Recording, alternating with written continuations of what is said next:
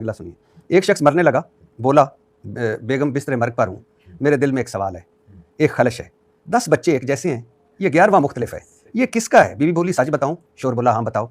बीवी ने कहा सिर्फ एक ही तेरा है, बाकी जो 10 हैं ये जो सेम है ये तेरे नहीं है, ये किसी और फिर आप हंसते हैं, बेड़ा कर दिया। फिर नहीं मैं आप सुना दीजिएगा, फिर और फिर आप कहते हैं ये किसी और फिर आप हंसते हैं और कहते हैं ये कहीं और से डाउनलोड किए हैं। सही सही। अब आप लतीफ़ा ये सुना दीजिए जरा। नहीं देखिए वो ऐसे नहीं है, और पहले सियाको सबाक किया है।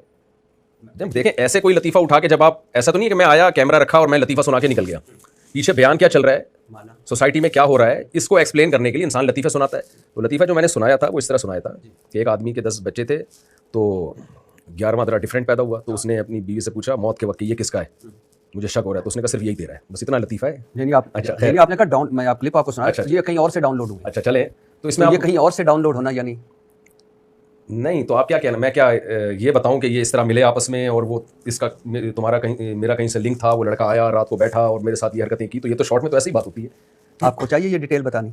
नहीं बताई ना डिटेल, इसी वजह से। अच्छा आपको पता थी? ये लतीफ़ा है, फर्जी है, ये हकीकत से इसका ताल्लुक नहीं है। आगे सुनिए।